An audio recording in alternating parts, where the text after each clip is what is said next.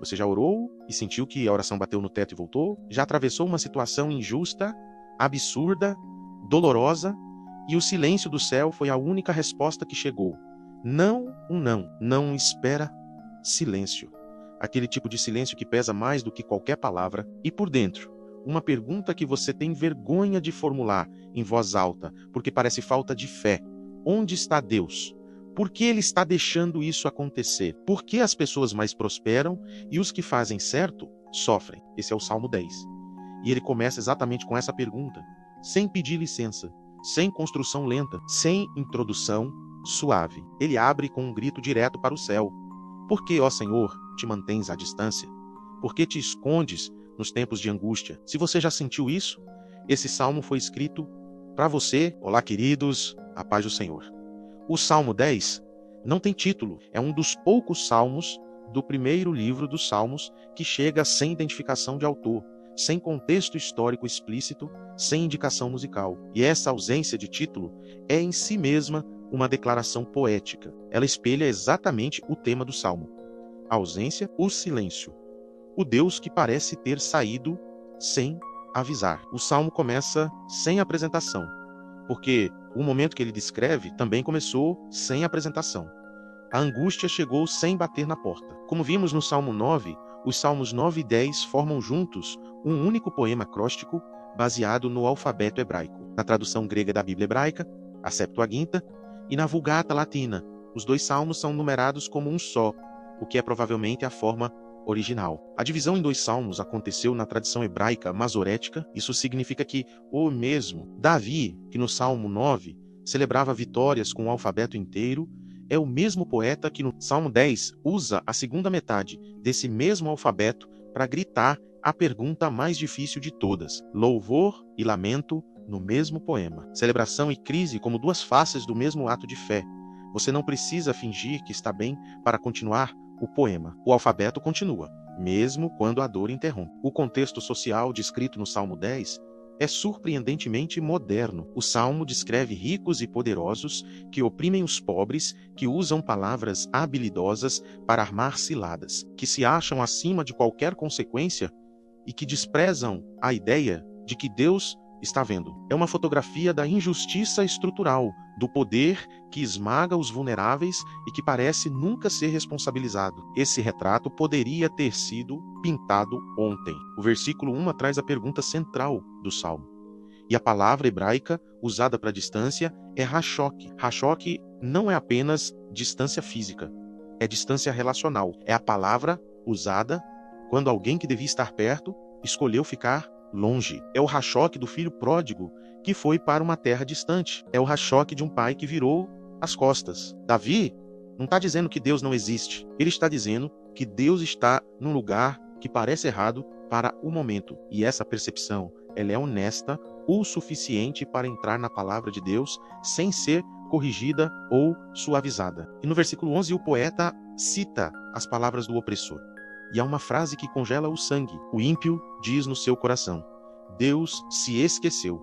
Em hebraico, a palavra esquecer é shakash, é o esquecimento completo, o apagamento de alguém da memória como se nunca tivesse existido. O opressor não está apenas dizendo que Deus está ocupado ou distraído. Ele está dizendo que Deus é indiferente de forma permanente, que as vítimas da sua crueldade foram apagadas do mapa da atenção divina. E o que torna isso perturbador não é só a crueldade do opressor, é que às vezes, na angústia, a vítima também começa a acreditar no mesmo discurso que foi esquecida, que não importa. O Salmo 10 entra exatamente nesse lugar. Sabe o que eu acho mais corajoso nesse salmo? O poeta não finge que está bem, ele não suaviza a dor para soar mais espiritual. Ele lança a pergunta crua para o céu e espera, e Deus não o fulmina por isso. Pelo contrário, essa oração entrou na Bíblia. Se você está num momento assim, onde o silêncio pesa mais do que qualquer resposta que você já recebeu, manda esse vídeo para alguém que está no mesmo lugar, às vezes saber que outra pessoa também fez essa pergunta e não foi abandonada por isso. é o que ajuda a resistir. Aproveite e se inscreva aqui no canal, porque essa série de vídeos está indo a lugares que a leitura rápida da Bíblia nunca alcança. Imagina você numa cidade de Israel 1000 anos antes de Cristo.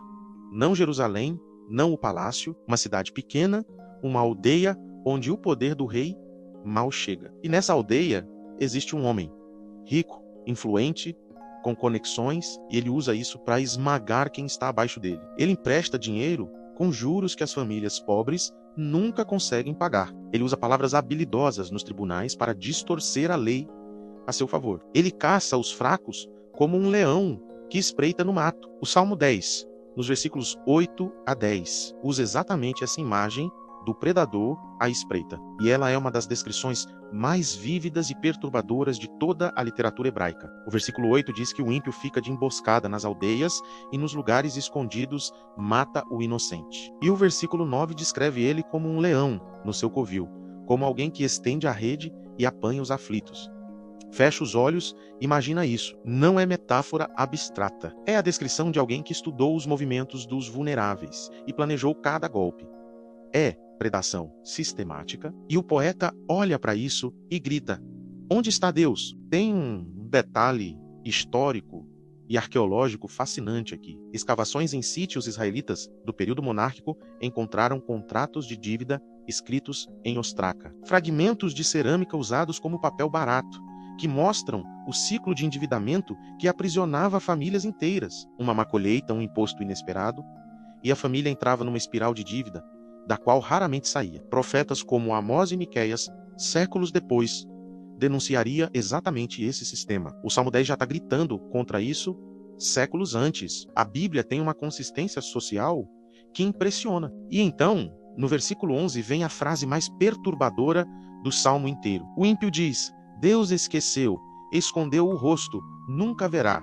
É a teologia do opressor, a crença de que Deus ou não existe, ou não está vendo, ou não se importa o suficiente para agir. E o que é devastador é que essa voz, a voz do opressor, frequentemente é a mais alta, é a que chega primeiro aos ouvidos dos vulneráveis e começa a contaminar até a fé de quem sofre. Mas aí acontece uma das maiores viradas de todo o livro dos Salmos. No versículo 12, o poeta vira repentinamente para Deus e diz: levanta-te, Senhor, levanta a tua mão. Não te esqueças dos pobres. É como se, depois de descrever em detalhes a crueldade do opressor e o aparente silêncio de Deus, o poeta decidisse de repente: não, eu não vou aceitar o discurso do opressor como verdade final. Eu vou falar diretamente para o Deus que parece ausente e exigir que ele se mova.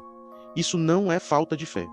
É fé radical. É a fé que não se conforma com o silêncio e continua falando para o céu, mesmo quando o céu parece fechado. O versículo 14 é o giro emocional que tudo estava esperando. Mas tu o viste, pois tu mesmo notas o trabalho e o desgosto para o tomares em tuas mãos. O aflito se entrega a ti. Tu és o socorro do órfão. Depois de toda a dúvida, depois de toda a descrição da injustiça, depois do grito rachoque, o poeta chega a essa conclusão não por argumentação filosófica, não porque as circunstâncias mudaram, mas por uma escolha deliberada de confiar no caráter de Deus, que ele já conheceu antes. Tu o viste. Não, talvez tenha visto. Não, espero que tenha visto. Tu o viste. Passado, perfeito, concluído, certo? E os versículos finais do Salmo, de 16 a 18, transformam o lamento em proclamação. O Senhor é rei para sempre. Ele ouviu o desejo dos humildes, preparou o seu coração, inclinou o seu ouvido para fazer justiça ao órfão e ao oprimido. A palavra ouvido aqui em hebraico é ozen, que é literalmente a orelha, o órgão físico da audição. Deus inclinou a orelha, como alguém que se abaixa para ouvir melhor uma voz baixa. O Deus entronizado do Salmo 9, que parecia rachoque no começo do Salmo 10, é o mesmo Deus que inclina a orelha para a voz dos que foram dobrados pela vida. O cruzamento com o livro de Abacuque é direto e poderoso. Abacuque, profeta do século 7 a.C., começa o seu livro com exatamente a mesma pergunta do Salmo 10. Até quando, Senhor, clamarei e não ouvirás? Abacuque está olhando para a violência ao redor, para a injustiça que parece invencível, e grita para o céu. E a resposta de Deus para Abacuque é uma das mais desconcertantes da Bíblia. Eu estou fazendo uma obra nos seus dias que não acreditareis quando for contada.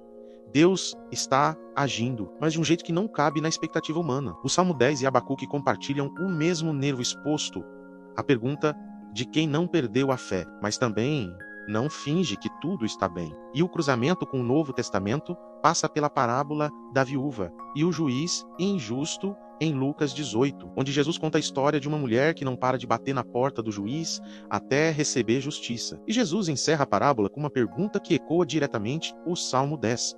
Quando o Filho do Homem vier, achará fé na terra? A fé que Jesus está procurando não é a fé que nunca duvida, é a fé que continua batendo na porta mesmo quando o silêncio se prolonga. É a fé do Salmo 10, que grita rachoque e mesmo assim não para de orar. Agora é a sua vez de deixar nos comentários uma resposta honesta. Você já passou por um período em que Deus pareceu rachoque, distante, ausente, e o que te ajudou a continuar? Não precisa ter uma resposta arrumada, pode ser que você ainda esteja nesse período, pode ser uma palavra só, porque esse espaço aqui não é só para quem já tem a resposta, é também para quem ainda está na pergunta, e às vezes, saber que você não está sozinho nessa já é o suficiente para o próximo passo. O Salmo 10 começa com um grito de abandono e termina com uma proclamação de soberania. Não porque o problema foi resolvido no meio do caminho. Não porque o opressor foi punido no versículo 15. E tudo ficou bem, mas porque o poeta escolheu, no meio da dúvida, confiar no caráter de um Deus que ele conhecia há mais tempo do que conhecia a dor presente. Tu o viste, isso mudou tudo. O Deus do Salmo 10 não é um Deus que resolve tudo imediatamente. É um Deus que inclina a orelha, que não chacache, não esquece, mesmo quando parece rachoque, distante. E essa distinção entre ausência aparente e abandono real é a diferença entre uma fé que sobrevive às noites escuras e uma fé que só funciona quando o sol está alto. Os Salmos 9 e 10 juntos entregam a mais completa cartografia da fé madura que existe na literatura bíblica. Você pode celebrar e gritar no mesmo fôlego. Pode louvar com o alfabeto inteiro e ainda assim fazer a pergunta mais difícil. O poema continua. O alfabeto não para na letra do lamento. No próximo salmo, Davi está sendo aconselhado a fugir. As pessoas ao redor dele, provavelmente bem-intencionadas, estão dizendo: vai embora, some, se esconde, não tem mais o que fazer aqui. E a resposta de Davi a esse conselho é uma das mais corajosas de todas possíveis. O Salmo 11 vai mostrar o que fazer quando o mundo inteiro te diz para desistir. Sendo assim, se inscreva no canal, ative o sininho das notificações para não perder o próximo vídeo, curta e compartilhe.